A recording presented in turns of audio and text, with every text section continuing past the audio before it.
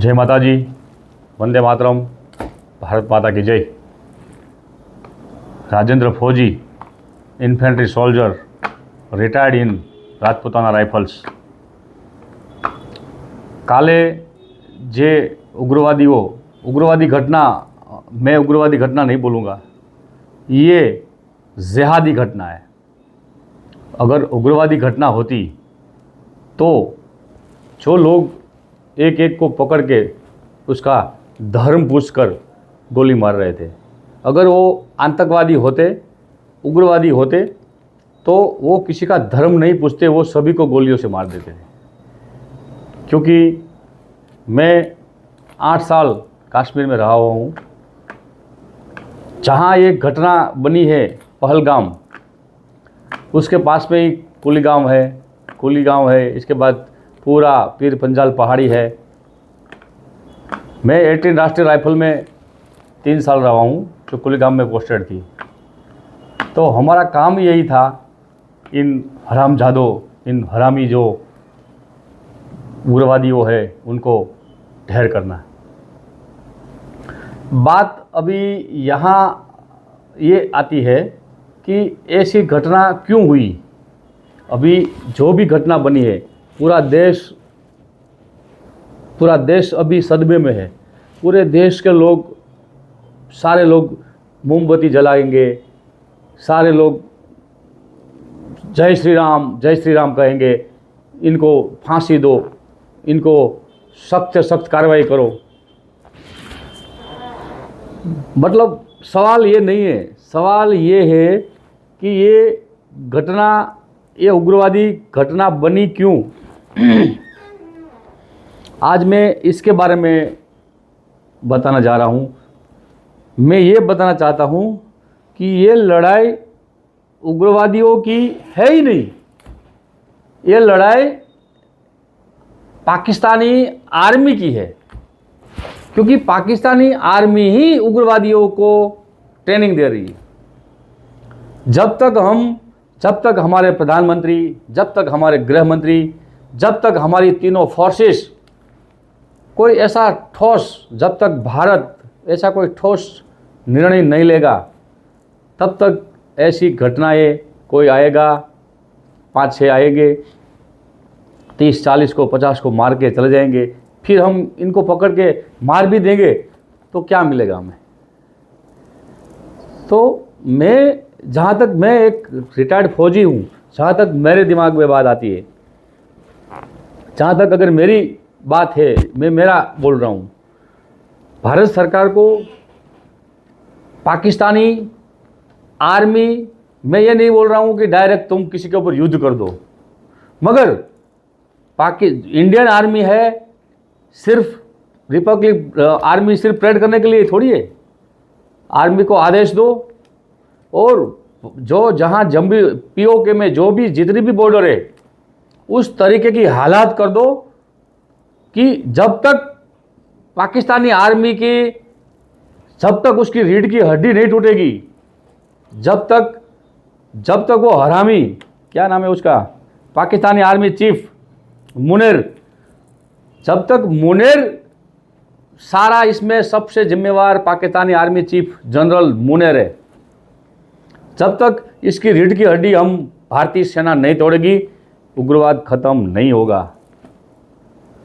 ऐसे माहौल कर दो, ऐसे सेना को आदेश दो कि पाकिस्तानी जो पंजाब आर्मी है, जो पाकिस्तानी फौजी है, उसकी वहाँ लाशों के ढेर लग जाने चाहिए। पाकिस्तान में हर लोग, उसकी बीवियाँ, उसके बच्चे रो रो के, चिल्ला के उसका सर काट के उसको डेड बॉडी को भेजो पाकिस्तान में, पाकिस्तान आर्मी की।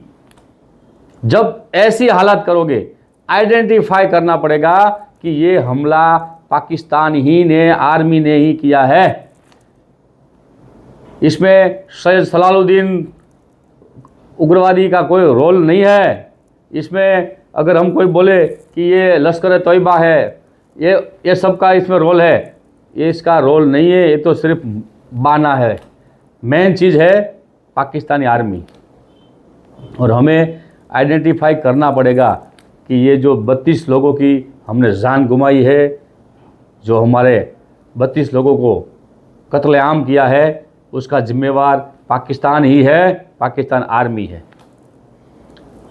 और हम लोग कई बार 1993 में जब बॉम्बे बॉम्ब कांड होता है हम कुछ नहीं बोलते, इसके बाद 26/11 का हमला होता है, पार्लियामेंट पे हमला होता है, पंजाब में कत्लेआम होता है,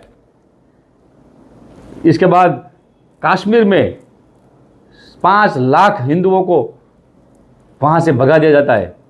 ये जिहाद है, ये ना उग्रवाद या आतंकवादी घटना नहीं है, क्योंकि अगर ये आतंकवादी होते तो किसी का धर्म देख के गोली नहीं मारते।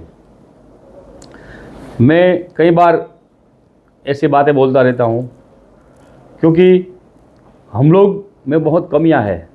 मैं ये बात जो बोल रहा हूँ क्योंकि हम ये सोच रहे हैं कि आज तो कश्मीर में हुआ है ना, आज तो पश्चिम बंगाल में हुआ है ना, आज तो कर्नाटक में हुआ है ना, हम तो सेफ है क्योंकि हमारे पास तो कोई प्रॉब्लम आई नहीं।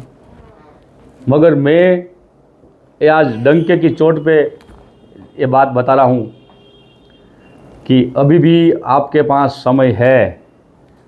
अगर अभी भी हम नहीं जगे तो समय बहुत निकल चुका है, क्योंकि ऐसी जिहादी सोच रखने वाले, ऐसे हरामी कत्लेआम करने वाले, उसके सपोर्टर, उसको सहारा देने वाले, उसके बाजू से उसका पक्ष लेने वाले हमारे भारत में भी है, हमारे साथ में ही है, हमारे आसपास भी है।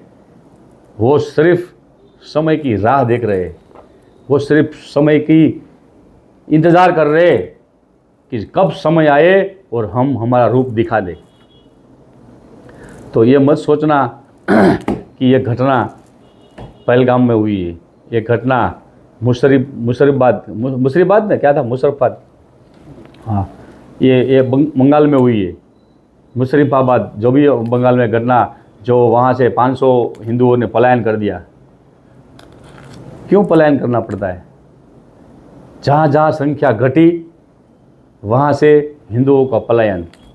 अफगानिस्तान में एक भी हिंदू नहीं बचा। पाकिस्तान में जब 1947 में जब विभाजन हुआ तो 20 से 25% हिंदू पाकिस्तान में थे, आज 1% पाकिस्तान में हिंदू है। बांग्लादेश में एक भी हिंदू, अभी लास्ट में 10-12% थे, आज बांग्लादेश की हालत क्या है सब लोग हम जानते हैं। पश्चिम बंगाल में हिंदुओं अपना घर छोड़ के कैंप में रह रहे, अपना घर बार छोड़ के, तो यही जिहाद है। ये लोग यही जिहादी है, ये उग्रवादी नहीं है, ये जिहादी सोच के लोग हैं। अभी हम अगर बैठे रहे, अगर हम ये सोचते रहे कि भाई ये तो कश्मीर में हो रहा है, मैं तो गुजराती हूँ भाई, मेरे गुजरात में क्या प्रॉब्लम है, मेरे को यहाँ कुछ नहीं है, बड़ी गलत फहमी में हूँ। तो मैं ये जो बात बोल रहा हूँ, ये भारत में ऐसे हमारे लोग ही हमारे दुश्मन हैं। वक्फ बोर्ड की बात मुझे बतानी पड़ेगी। जब वक्फ बिल आया, लोकसभा में आया, राज्यसभा में आया, 232 सांसद हमारे ही थे, ये सोच रहे थे कि वक्फ बिल कानून पास ना हो। यही गद्दार है हमारे, यही जयचंद है। मगर इनको पता नहीं है, जो 232 सांसदों ने जो वक्फ के फेवर में वक्फ कानून ना बने उसमें जो वोट दिया है, मैं डंके की चोट पे बोल सकता हूं, जिस दिन तुम्हारी संख्या घटी उसी दिन पहले बैठो, तुम्हारे कोई काटेंगे। ये मैं डंके की चोट पे बोल रहा हूं। अभी भी समय है, एकता बनाओ, क्योंकि हमारे में ये तो चीज़ बड़ी है। मैं तो यादव हूँ, मैं पटेल हूँ, मैं ब्राह्मण हूँ। जिस दिन मैं ये बोल रहा हूँ कि मैं हिंदुस्तान में बोल रहा हूँ, हिंदुस्तान में कोई हिंदू नहीं है।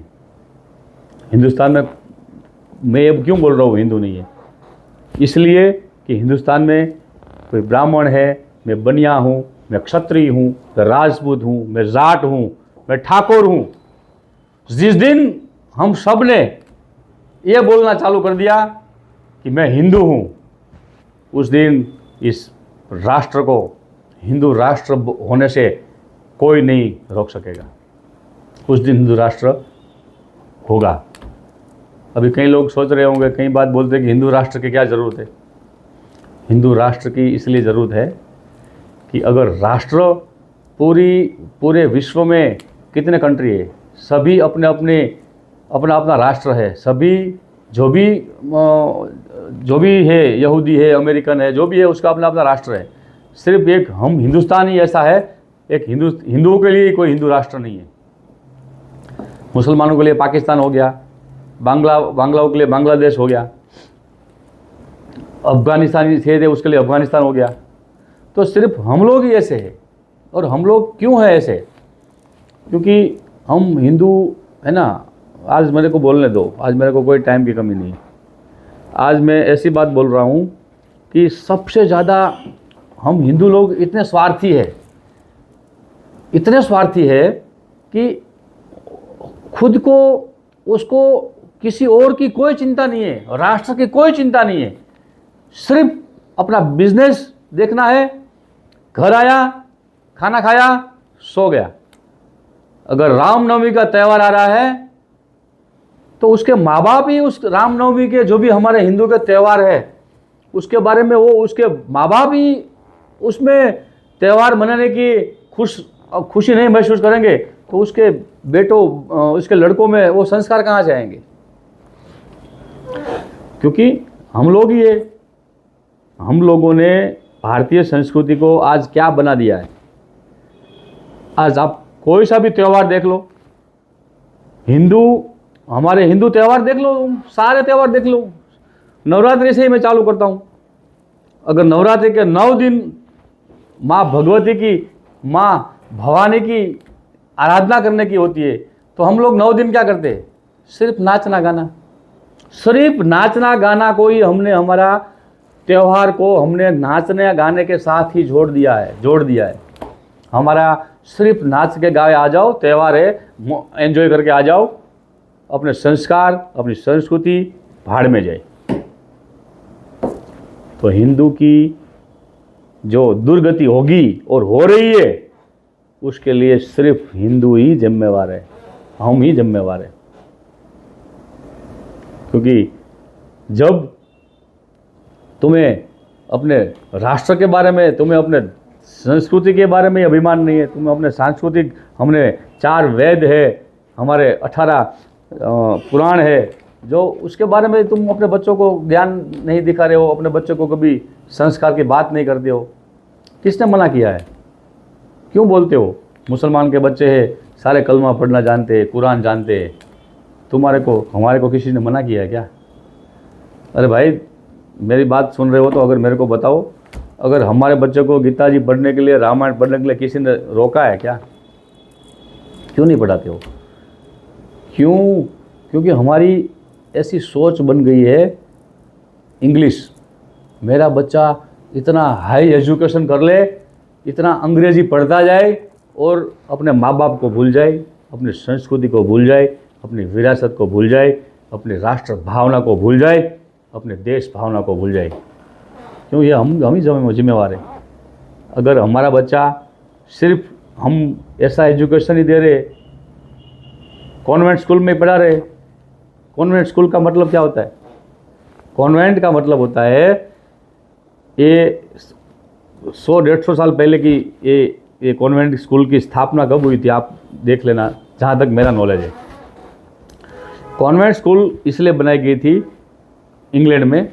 इंग्लैंड में क्या होता है कि जैसे कोई किसी भी लेडीज़ होती है, कोई औरतें होती है, उसमें शारीरिक संबंध बनाना और उसको छोड़ देना, उसके जो संबंध से जो बच्चे पैदा हुए हैं, जिसको नाजायज़ औलाद बुलाते हैं, तो वो जो बच्चे उस टाइम पढ़ाने के लिए एक स्कूल की स्थापना की गई थी।